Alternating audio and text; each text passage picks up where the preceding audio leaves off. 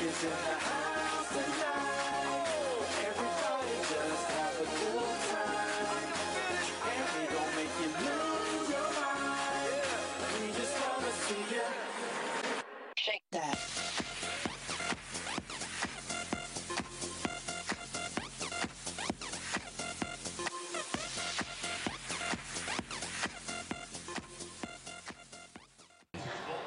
And we are back. We are live from Atlanta, Georgia at Twisted Taco. And I'm live here with my mom. Hi, PJ. We're going to be talking a little bit about football. Yeah, let's talk about football. Mom loves football. What do you think about what's going on this week in football? Well, there's a big rivalry this weekend with my hometown, Green Bay, and the Chicago Bears. Mm-hmm. And I'm definitely, obviously, a Packer fan. And it was fun last year to see them in the NFC playoff game, the championship game, and have the Packers win in Soldier Field and then go on to play in the Super Bowl and win the Super Bowl. So I was a very, very happy cheesehead last year. But, what's interesting, I just this past week got a text that the Super Bowl 20 champions were the Chicago Bears. And for some reason, they never made it to the White House. You know how a Super Bowl winning team always goes to the visit to the White House and so forth, and I know you and I talked about when the Packers were there. But I guess what they're going to do is finally honor, and I'm not sure what happened during that period of time, but the Bears are going to be going to the White House to visit Obama, and they were the Super Bowl champs in Super Bowl 20. I'm probably going to go and research that for our next show next weekend. Yeah, now I see you have a very cool jersey on today. We're here at Hotlanta, as I like to call it, but what are you wearing? I'm wearing the Super Bowl 42 jersey for when New York Giants won. And yeah, it was in Arizona. It was the Super Bowl. Yes. Oh, what was that? The year that the Challenger exploded? Is that the year that the Bears won that Super Bowl? Is that the reason why they canceled it? Oh, okay. So Antonio, who's our videographer and our engineer here out in the field, and Bill, who's back in the station, they're keeping us on task, aren't they? So that's the reason why. Is that the reason why it was canceled then? Was because of the Challenger? Wow, that's interesting. So. 2 weeks early. Yeah, 2 weeks earlier before that. So, but yeah, you're wearing a jersey, and I got that for you. I was actually at the NFC playoff game, which was in Green Bay, and the Packers were playing against the Giants. It was a very, very cold game. I mean, I would get a beer, and it would turn into a beer slushy in like a minute. You pour the beer, and it was like, it was all like eating a snow cone, except it was beer. Yeah. I went to Green Bay one time, and it was close to winter, and I'm like, oh, it's so cold. Yeah, you're a Tampa boy, so going up to the frozen tundra, as they like to call it. What do we have in our freezer at home, PJ? Frozen tundra grass. Exactly. We have a chunk of frozen tundra grass that was from another game. That was when the Packers played the 49ers. It must have been in 1997. It was a playoff game, and what happened was they won. Chris Jackie scored the winning field goal. They won in overtime. And what they did with Lambeau Field after that is they cut up the field, and they had all these chunks of frozen tundra, and they ended up selling them. And so, of course, Mommy bought a couple chunks of those, and one of them is still in our freezer at home. So we have some actual frozen tundra from Lambeau Field back in the freezer. But anyway, getting back to the jersey you have on, so I was in Arizona when the Giants had beat the Packers in that NFC Championship game, and it was really heartbreaking because there were several times that the kicker for the Giants had missed the field goal, and then finally, Brett Favre threw another interception, and they got the ball back. Next thing you know, they're going on to the Super Bowl, and I had tickets to the Super Bowl assuming that my Packers were going to be there against the Patriots. It was sort of like, almost like similar to the 1998 season when the Packers and the Patriots played each other in New Orleans and the Packers won. So I was all excited about that. Went out there anyway because, I'm an NFC fan, so the Giants were playing and they won. And the reason why you have this jersey on is because here at Twisted Taco in Atlanta, they like the Giants here. They're the home of the Giants, so that's why you have it on today. And I remember the amazing catch that the wide receiver made. Plexico Burress? Was it Plexico Burress, I believe, that was made that amazing catch on his side of his head? Who was the Jeremy Shockey? Jeremy Shockey. I know there was a bunch of players on the Giants that contributed to that win, but I was actually at that game. I was at the Super Bowl in front of Archie and Olivia Manning, which is Eli's mom and dad. And when Eli threw that winning touchdown, instead of taking pictures like everybody was at the field and the team and all that, I actually turned around because I was about 10 rows behind Livia and Archie Manning, and took a picture of Mom and Dad, and they were standing together, and the look on their face to see their son, throw that touchdown pass. They were just, I can't imagine, just like I'm proud of you, BJ, doing your BJ Sports Talk Show, they were just so proud of their son catching that pass, and that was really neat. I probably have the only picture of them at that precise moment when their son had thrown the winning touchdown for the Super Bowl, or the go-ahead winning touchdown. Well, they must be really proud because one of their other sons also won a bunch of Super Bowls. Peyton Manning, what do you think about Peyton Manning? He's got some things going on with his neck, right? Well, yeah, he's having neck surgery, and he's not able to play, so Colts, I think, he's not going to be able to play for the next 7 weeks, or 3 weeks. 3 months. 3 months. That's a long time. So, does that affect, I know you do your weekly sports picks, NFL picks, does that affect how your go forward is on how you think the Colts are going to perform? Yes, because not only does they have all these good people like Reggie Wayne, they have all these really good. And who's the backup quarterback who took over for Peyton? Kerry Collins. Kerry Collins, and and he used to play for the Titans, but I don't think he has that. He may have leadership, but I don't think he has that arm that Peyton Manning does. Doesn't have the arm. Do you think he's old? Do you get old in the NFL? Yeah. I've heard it said that NFL stands for not for long. Is that true? No. It actually stands for National Football League. Some people could say that. Yeah. So, so you're thinking that yes, that's true. So the Mannings, you have Eli, and you also have his brother Peyton, and I think there's another brother, Cooper, but I don't think he plays football. So.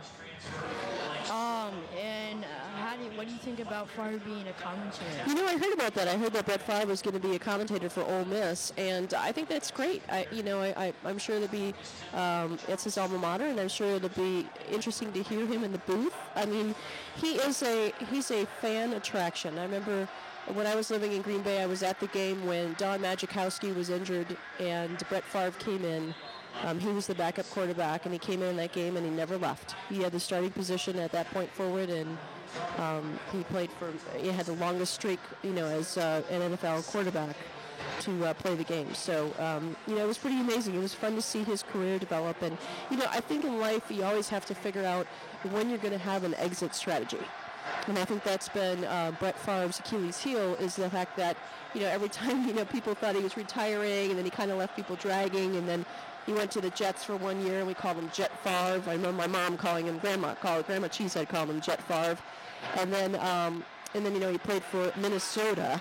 Oh my gosh, as a Green Bay fan, the Minnesota Vikings, as we call them, that was just hard to take. So, it was just kind of interesting to see Brett do that. But I'm excited to see how he does as a commentator.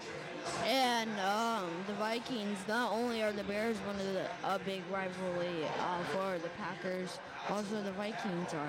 Oh, absolutely. Anybody that's in that NFC, Central Team division, which is, they call it the black and blue division. So you have the Packers, you have the Bears, you have the Lions, and you have the Vikings, and it's a tough division. There used to be at one point, which is the reason why I relocated down to Tampa from Green Bay, was the Buccaneers used to be in the division with the Packers, and they would play them twice a year. So I went down 1 year to Tampa, and in the old stadium, it was called the old Sunboro, the Houlihan Stadium. Went down to a game and fell in love with Tampa. And I thought, well, you know what, I'm going from Green Bay to Tampa Bay. Makes sense, right? I just got to change the first word of it. And I just really love the weather. And I'm really glad I did that, because if I wouldn't have, I never would have met your daddy, and eventually we would never have had you. So I'm glad that I took that trip down to Tampa for that football game. And now the Bucs and Green Bay, they don't usually, they do, but they're not in the same division anymore. They don't, exactly. They're still in the NFC, but they're not in the same division. So that's the reason why they don't meet twice a year like they used to. And do you still enjoy Bucs versus Packers? Oh, yeah, the Battle of the Bays. And in fact, you and I have a very special trip in November planned. November 20th, the Packers and the Tampa Bay Buccaneers will be playing in Green Bay at Lambeau Field. We're going to make the pilgrimage home to Green Bay. And that'll be a battle of the bays. So that should be a fun game. It's always a heated competition, and I'll be excited when we go up there. We'll be visiting some family. It's Thanksgiving week, so we'll probably get some turkey. But it may not be a heated competition up in Green Bay. Maybe a colded competition. Yeah, it might be a chilly competition, huh? So we'll make sure you have a warm jacket and some long johns. Have you ever worn long johns, PJ? You know what those are even? No. No. I wonder about your fans back home in Florida if they know what long johns are. I live in Florida. I don't know what long johns are. Yeah, it's probably a good thing. You know, living in Wisconsin, you go to football games, and Lambeau Field can become very, very cold. And so one of the best things that you do, because of the way the stadium was built, they have these basically aluminum seats, and it's cement flooring. Your feet and your buns get cold. So what I would do is bring a blanket and put the blanket down on the seat, and then cut, pink foam, like what you put on the exterior of a house when you're going to insulate with like an R3 or R4 factor. You put it down on the for your feet, and then you put your boots on top of that, and that helps keep the chill separation just a little bit. And they actually sell them at Menards. Menards cuts up these pieces that you can take with you to the football game. So you come with your own insulation, because it can get very chilly there in Lambeau Field. And taking this is kind of related to football, but I know that there's a restaurant near Green Bay Stadium, Lambeau Field, that we love to go to. And what's that, sweetie? Describe it. I don't know exactly. Are you thinking of Kroll's? Yes. Yeah, Kroll's. And what do they have at Kroll's in Green Bay, Wisconsin? Cheese curds. I love cheese. Fried cheese curds. What else do you like? Remember their chicken dumpling soup? Yeah. They also have like this other bird that I like to. They have butter burgers there. Like you need any more fat in a burger, they have a butter burger. So that's that's what they do up there. And they have great chili and some other things too. So it's always fun. So you're looking forward to your pilgrimage back up to Green Bay this fall? Yeah. Speaking of chili, does chili have to do any with the story of Green Bay? That it's chilly, like it's cold, or what do you mean? Yeah, like how did chili does chili have a background in Green Bay? Well, there's a Chili John's chili in Green Bay that is fantastic. That's fabulous, and a lot of people love the recipe. Some of the chili is made without noodles, some of it is made with. So they have chili cook-offs in Green Bay. They actually have a lot of fish boils too. Where on Friday night you would go and you'd actually go get fried fish, or you do a fish boil. It's very much tradition up in that area. So, and they're the home with the Poca. So you go to Pulaski and they have the Poca Fest when you're up there. So there's a lot of things. When I go back into Wisconsin too, I slip into Wisconsinese, as I like to call it. So I say you betcha and yahe and use guys instead of you all. So it's fun. So where are we right now, PJ? I know we're doing your very first live remote out of state, but we're talking a lot about Wisconsin. We're not actually in Wisconsin. Where are we? We are in Atlanta, and I'm proud to be here. Atlanta Falcons are facing my home team, Tampa Bay. Mm-hmm. Going with Atlanta. I think Michael Turner, he just has he's a tough guy. Yeah. Well, you know what I like about you, PJ, is that even, I know Tampa's your hometown, but even when you are in a situation where somebody else perhaps may play better, like you believe the Falcons will and beat the Buccaneers this weekend, you go with what your gut says is really what is right, instead of trying to be swayed by something else. You are determining that from the facts and what the things that you know. So I applaud you for that. You're not influenced necessarily by blind ambition. Because some people, some people that may do picks, they sometimes get blinded by their home team. Just because they're their home team, they have to pick them. So, and we have a fan who's just texted me. We have, Hebrew Honey. He's out in California. Dave Blackburn. What did he send you this past week in the mail? He sent me the WWE Hall of Fame book, and we are going to be talking about WWE in our next segment.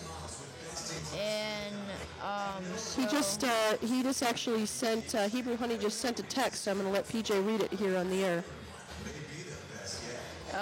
David Tyree caught the 4th and 17th pass from Eli in the final drive of the Super Bowl Plexico Burst caught the winning TD pass. So we're talking about Super Bowl 42 out in Arizona when the Giants, beat the Patriots, which was a shocker, which was amazing. So thank you, Hebrew Honey out in LA. We hope you're doing great out there. We miss you. So, And hopefully you get better soon. have you been reading that? I know you've been reading that wrestling book. Each day you read a little part about it, right? That's pretty neat that he sent you. And I found some people that I pointed out a little bit. Before, usually I talk about WWE in my next segment, but I usually talk about what's going on now. Mm-hmm. But right now, WWE, I want to point out some people. The $1 Million Man, Ted DiBiase. I was talking to you, and I said, well, you may go and buy a $500 ticket for a front row seat, and then come home with $1 million. So it's like a win. So it pays to get a front row seat. Well, I'm excited to hear your next segment about the WWE, and I know that you have an attraction to that. What's your favorite thing about that? My favorite thing about it is, I like the action. So you kind of do a little bit of that at home, don't you? You just have in your video room, you're like taking a pillow and body slamming that pillow and so forth. I hear you in there. I'm like, Yeah. now, 1, 2, 3. So I like it, and it's really a lot of fun. Yeah. We got to go to our next segment here, and WWE is next after these messages.